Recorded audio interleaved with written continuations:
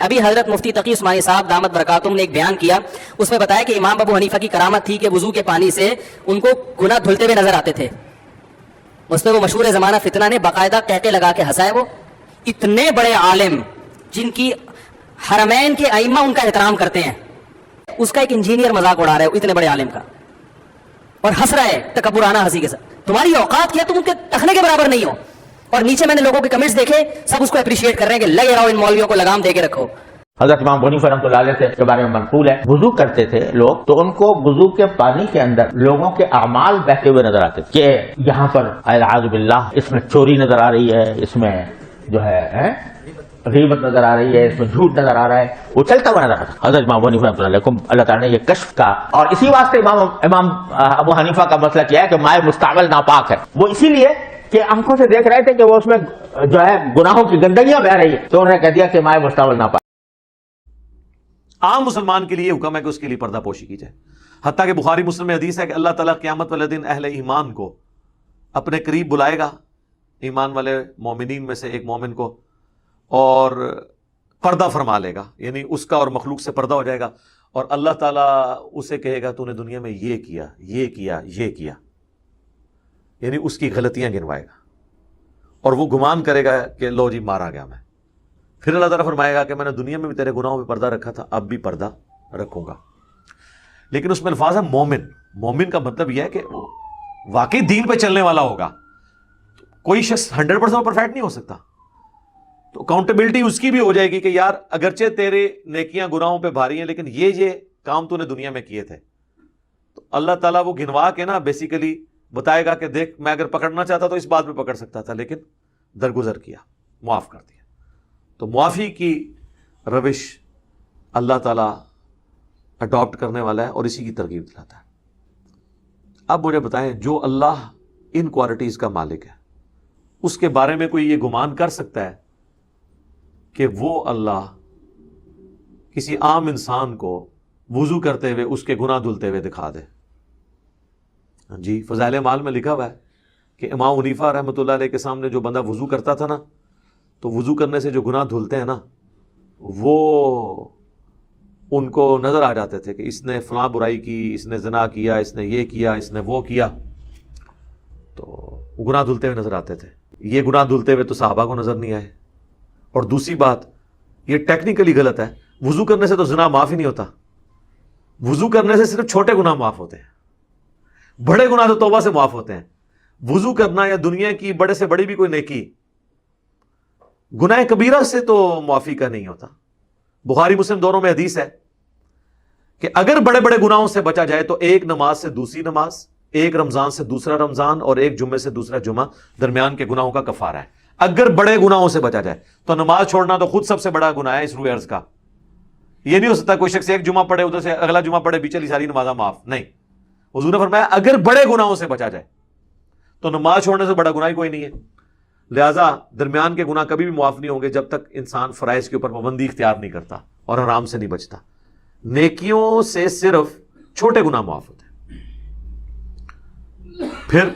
صحیح مسلم میں حدیث ہے، نبی علیہ السلام نے فرمایا میں نے ارادہ کیا کہ میں عذاب قبر تمہیں سنوا دوں اللہ سے دعا کر کے، لیکن مجھے خدشہ ہوا کہ تم اپنے مردوں کو دفنانا چھوڑ دو گے۔ تو صحابہ کرام کو تو عذاب قبر دیکھنا تو دور کی بات، سنوایا بھی نہیں گیا۔ تو بعد کے لوگ کہتے ہیں ہم قبروں کے حال بھی دیکھ لیتے ہیں۔ کہانیاں بخاری مسلم دونوں میں حدیث ہے، نبی علیہ السلام ایک جگہ سے گزرے اور پھر رکے، صحابہ نے کہا کیوں رکے؟ فرمایا ان دو قبر والوں کو عذاب ہو رہا ہے، ایک پیشاب کی چھینٹوں سے نہیں بچتا تھا، دوسرا چگلی کھاتا تھا۔ پھر حضور نے ایک ٹہنی توڑ کے اس کے دو ٹکڑے کر کے دونوں قبروں پہ لگائے اور فرمایا جب تک ہری رہیں گی ان کے عذاب میں تخفیف ہوگی۔ صحابہ کو نہیں عذاب قبر نظر آیا۔ بخاری مسلم دونوں میں حدیث ہے، حضور کا ایک مدعم نامی غلام تھا جو آپ کا سفر میں سواری کا کجاوا کستا تھا۔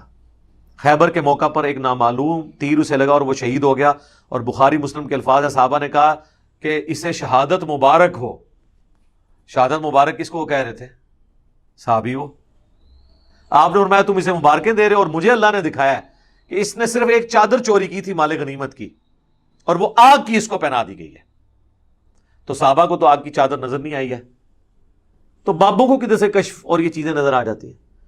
پھر صحابہ کرام اپنے گھروں میں دوڑے، اگر کسی نے کوئی رسی بھی اٹھائی تھی نا یہ سمجھ کے کہ اس کا تو مال غنیمت میں کوئی ورت نہیں ہے، وہ بھی آ کے مال غنیمت میں جمع کروائی کہیں پکڑ نہ ہو جائے۔ تو صحابہ کرام کو تو یہ چیزیں نظر نہیں آتی تھی، اور ان کے بابوں کے دعوے سنے، وہ کہتے ہیں جی ہمیں قبر کے اندر بھی دیکھ لیتے ہیں سب کچھ، مجھے اللہ دکھاتا ہے، جی اللہ دکھاتا ہے تو انو دکھاتا رہے، اللہ صحابہ نے نہیں دکھایا، جو سب سے زیادہ حقدار تھے ان چیزوں کے دیکھنے کے، کیونکہ ان کے ذریعے دین آگے پھیلنا تھا۔ یہ غیبی خبریں ہیں، سورہ آل عمران کی آیت نمبر 179 ہے، ما کان اللہ لیطلعکم علی الغیب، اللہ کی یہ شان ہی نہیں کہ تمہیں غیب پر اطلاع دے، بلکہ وہ چن لیتا ہے اپنے رسولوں میں سے جسے چاہتا ہے۔ تمہارا کام ہے اللہ اور اس کے رسولوں پر ایمان لے کر آؤ، امتیوں کا کام ہے رسولوں کی غیبی خبروں پہ ایمان لانا، اور یہ لوگ یہ کلیم کرتے ہیں ہمارے بابے یہ دیکھ لیتے ہیں کہانیاں۔ فضائل اعمال میں تو یہاں تک لکھا ہے، حضور کی وفات کے آلموسٹ 650 سال بعد کا واقعہ ہے، کیونکہ شیخ قرطبی کا زمانہ وہی ہے، وہ کہتے ہیں جی ایک نوجوان تھا جسے کشف ہو جاتا تھا کون جنت میں ہے کون جہنم میں، تو وہ بزرگ کہتے ہیں کہ جی میں نے کہا شاید یہ ویسے ہی گپے مارتا ہے، اس نے چیخ ماری اور کہا کہ میری ماں کو جہنم میں لے کے جا رہے ہیں، تو کہتے ہیں میں نے یہ سنا ہوا تھا کہ جو 70,000 دفعہ کلمہ پڑھ کے کسی کو بخش دے تو اس کی مغفرت ہو جاتی ہے، تو ایک نصاب میں نے سنبھال کے رکھا ہوا تھا، ایک بنڈل آف 70,000 کلمہ شریف ٹی سی ایس کے لیے میں نے رکھا ہوا تھا، بس اس پہ ایڈریس لکھنا تھا، سٹیکر لگانا رہتا سی، میں فوراً سٹیکر لایا، یعنی میں نے دل میں اس کو اصال ثواب کر دیا،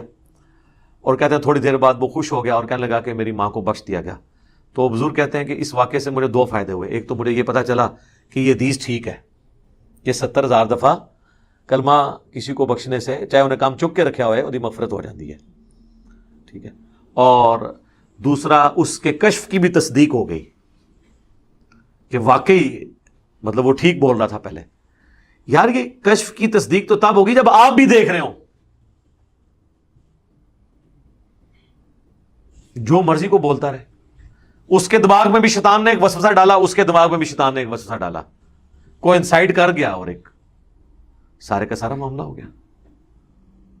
تو کہانیاں بنائی ہوئی ہیں۔ ابھی یہ پچھلے دنوں اقرار الحسن صاحب نے ایک پروگرام کیا نا، اس میں وہ ایک سید بنا ہوا ہے اور وہ گرم کر کے نا وہ درانتی سی وہ اپنی زبان پہ رکھتا ہے، کہتا ہے اصلی سید کی نشانی ہے کہ وہ رکھتا ہے، وہ آپ تے گرم کر کے رکھ سکتا ہے، اسی گرم کر کے رکھی نا تو پھر کوئی سید نہیں بچنا۔ ٹھیک ہے، اندازہ کرو یار اس طریقے سے ہوتا ہے۔ اصلی سید تو وہ جو رسول اللہ کے ساتھ اٹیچ ہے نا، تو نبی علیہ السلام کے تو اپنے دانت 4 شہید ہو گئے، غزوہ احد میں، بخاری مسلم میں آتا ہے، اور سورۃ الاعراف میں آیا کہ نبی تم فرماؤ اگر میں غیب جان لیتا تو میں بہت سی بھلائیاں جمع کر لیتا اور مجھے کبھی کوئی تکلیف نہ پہنچتی، میں خیر کثیر سمیٹ لیتا۔ ظاہر جس کو مستقبل کا پتہ چل جائے کہ میرے ساتھ یہ ہونے والا ہے وہ تو پہلے ہی پلان کر سکتا ہے۔ تو یہ خام خواہ انہوں نے چیزیں بنائی ہوئی ہیں۔ باقی مجھے ضمناً یاد آ گیا کیونکہ وہ مولانا تقی عثمانی صاحب جو ہے وہ، اب اندازہ کریں یہ لوگ علماء کو پڑھا کے فارغ کرتے ہیں نا، تو آخر میں اپنی مہر کیا لگا رہے ہیں، یہ باتیں وہ آخری درس حدیث ہو رہا ہوتا ہے اور اس میں یہ سنا رہے ہیں کہ جی امام حنیفہ کو گناہ دھلتے ہوئے نظر آ جاتے تھے۔ آپ مجھے بتائیں جس مولوی کو درس نظامی کے کورس میں اینڈ پہ مفتی اعظم پاکستان یہ کہانی کرا کے رخصت کریں گے، انہیں آگے جا کے وڈیاں کہانیاں کرانی ہیں نا، کوئی قرآن بیان کرو کوئی حدیث بیان کرو، کہانیاں کرا کے تو آگے۔ اللہ نے ہمارے اکابرین کو ایسا بنایا تھا، نالے بھی کہتے ہیں اللہ تبارک و تعالیٰ نے ہمارے اکابر کو ایسا بنایا۔ ہمیں پتہ چل گیا جی کابرین کو کیسا بنایا تھا۔ ایک اکابر کی تو ویڈیو لیک ہوئی ہے نا، مفتی عزیز صاحب کی، تو کابرین کو ایسا بنایا ہوا ہے۔ پرانے کابرین کی بھی میں نے آپ کو بتا دی ہے، قاسم نوتبی اور رشید احمد گنگوئی صاحب پبلکلی،